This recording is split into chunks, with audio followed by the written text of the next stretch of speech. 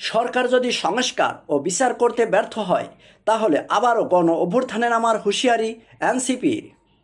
অন্তর্বর্তী সরকারের প্রধান উপদেষ্টা প্রফেসর মোহাম্মদ ইউনূস এবং বাংলাদেশ জাতীয়তাবাদী দল বিএনপির ভারপ্রাপ্ত চেয়ারম্যান তারেক রহমানের মধ্যে বৈঠক শেষ হলে এর প্রতিক্রিয়ায় 13 জুন শুক্রবার এক সংবাদ সম্মেলনে জাতীয় নাগরিক পার্টি এনসিপির মুখ্য সমন্বয়ক নাসিরউদ্দিন পাটোয়ারি এই কথাগুলো বলেন।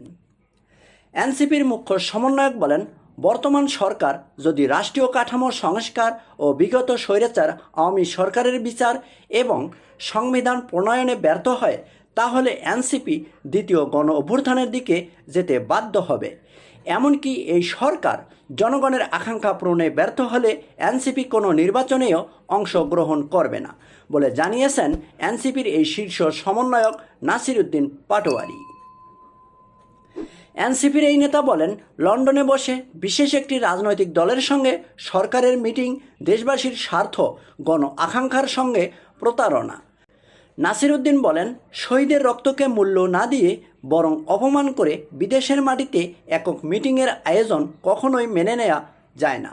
এনসিপির এই নেতা আরও বলেন, দেশের ভবিষ্যৎ কী হবে সেটা নির্ধারণ করতে হবে দেশের জনগণের সামনে, বিদেশের মাটিতে বিদেশি আলোচনায় নয়। এনসিপির এই শীর্ষ সমন্বয়ক পাটোয়ারি ওই সময়ে বলতে থাকেন, 90 সালের গণ অভ্যুত্থানের পর দেশে একটি সামাজিক চুক্তি হয়েছিল, কিন্তু সেটাকে কার্যকর না করে দেশকে অন্য খাতে প্রবাহিত করা হয়েছে।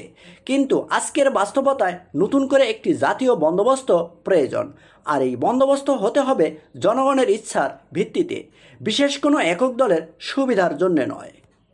এ সময় তিনি আরও বলেন, শুধু রাজা বা রানীর বদল হলেই চলে না, কাঠামোগত পরিবর্তন প্রয়োজন। এনসিপি বিশ্বাস করে গণ অভ্যুত্থানের মাধ্যমে অর্জিত স্বপ্ন পূরণ না হওয়া পর্যন্ত তাদের লড়াই অব্যাহত থাকবে। পরিশেষে অন্তর্বর্তী সরকারের প্রতি আহ্বান জানিয়ে নাসিরউদ্দিন পাটোয়ারি বলেন, শহীদের আত্মত্যাগ ও আহতদের কষ্টের মূল্যায়ন করতে হবে, গ্রামের মানুষের কাছে যেতে হবে, জানতে হবে আসলে তারা কী চায়।